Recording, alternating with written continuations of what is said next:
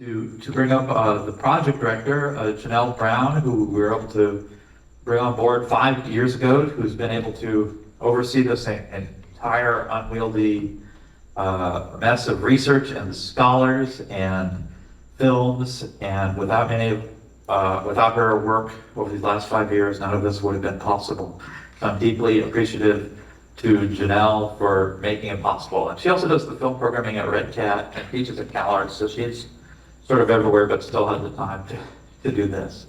So please join me in welcoming Jheanelle Brown to tell you more about it.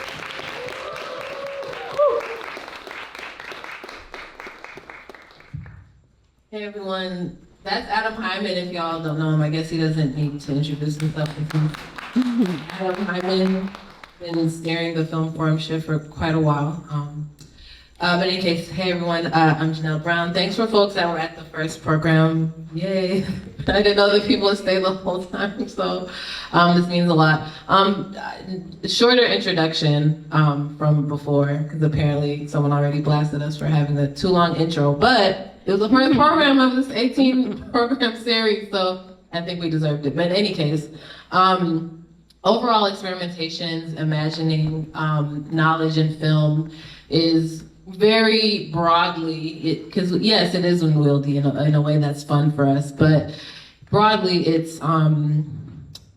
inspired by M.A. Caesar's call for a science of the word, essentially a science that accounts for humanity and the human condition, for society, for politics, for all the things like that.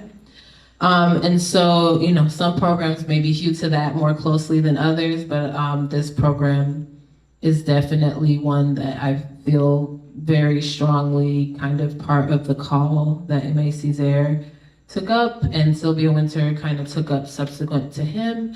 And also for me, this program, Rethinking Bodies, Rethinking Gender, Biology's Expansive Otherworlds, was also an opportunity for, there are certain hangups I have in my curatorial practice, certain kind of codes and standards. And I feel like what I got to do with this program is not be terribly concerned with them and just get to kind of do something that's a little bit more all over the place, but I think all over the place in a way that hopefully is generative for you all here. And we have in person Cherlyn Hsing-Hsin Liu as well, and had a kind of longer panel earlier, but we'll just be available afterwards for any questions from the audience. So yeah, enjoy the program. And I think Adam probably has to say something for housekeeping, but thank you for being here. Cherlyn, since we had our longer panel earlier, we give folks a chance to ask any questions, maybe who didn't attend the panel before. I'm happy to take questions as well. Hi, thank you. Thank you for coming. Thank you. Thank you, Jheanelle. Yeah, it's really literally just open questions. we had this whole conversation earlier. But maybe I can just say a little bit about the program. Feel like maybe there's a few threads going on, also kind of responding to larger questions that we are kind of thinking through for Experimentations, and I think there's some resonances to other programs we have, but as well as just thinking about the kind of political, social manifestations of the kind of our bodies as gendered objects, our bodies as social and political objects, as well as the broader contours of womanhood or so-called womanhood and things like that. So yeah, that's just some of the threads going on in the program, but there's obviously Cherlyn, who had a phenomenal film, so if anyone has questions, happy to take it, but if not, I know it's been a long day. I've been here all day. Yeah. Okay, yeah, Ella.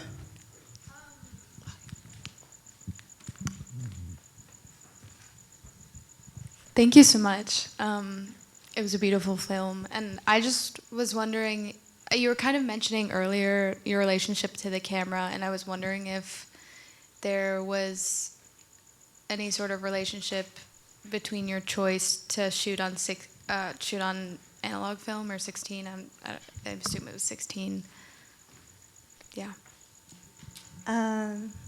That's a very interesting question because at first it wasn't a conscious decision because that was actually my first 16mm film. And so that was just a start. And so that was my first time experimenting with this medium. And so since, it's analog, and so I was thinking of working with something with, time or a different time space. And so,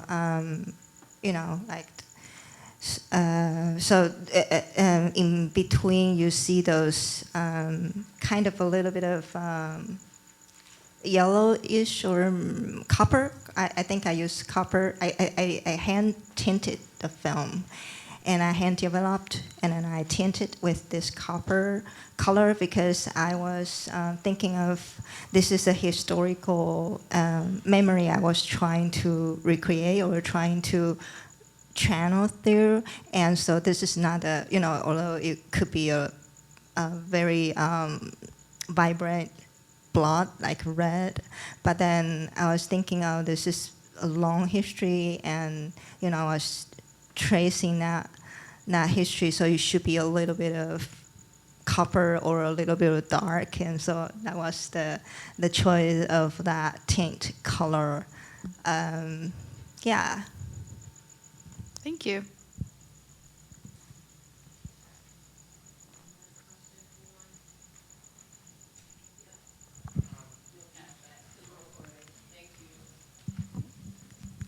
I think you say you did the sound yourself too. So wondering if you could talk about your thought process, your feeling process for that. For the soundtrack? Mm. Oh, yeah. Oh, the soundtrack, I was in school, I was taking a lot of experimental music classes. And so, Evan Lucier or John Cage or, a lot of people are my inspiration. And so I was interested in improvisation, but also chance music. And so I collect. So you hear the girl's voice. So I asked her to sing one of the very classic, like children's song in our culture, and then so I think she was like, at the time I was like 5 or something, and she wasn't a great singer, but she loved singing.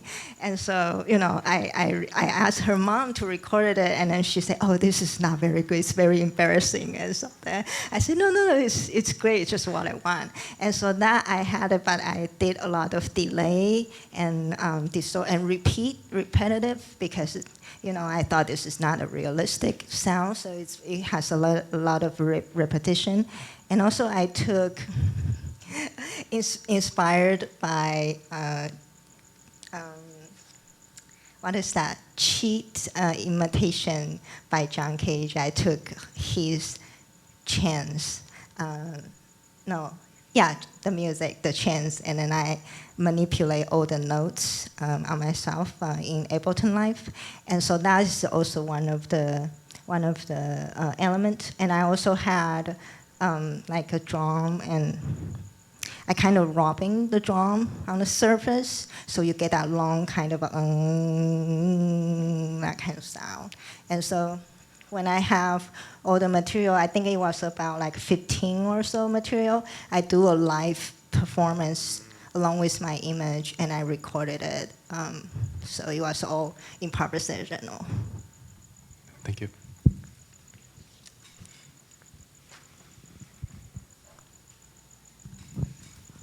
So you mentioned John Cage's Chance Operations and the soundtrack.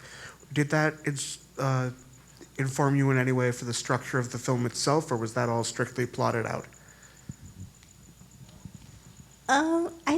I didn't link that way, but that's a very interesting thought. I think the structure of the film is more of, first of all, it's a flow.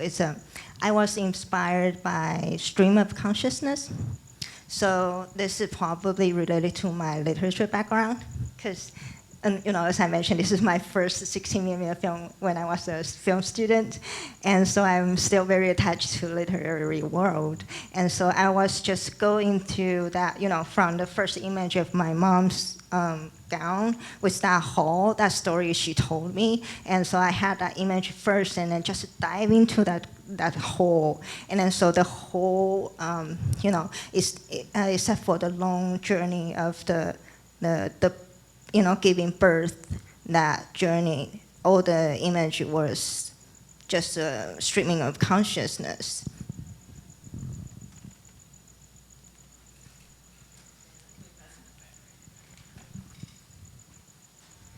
Hello. Hi. Hi, Hi, nice to Cherlyn. see you here. Thank you. Thank both of you.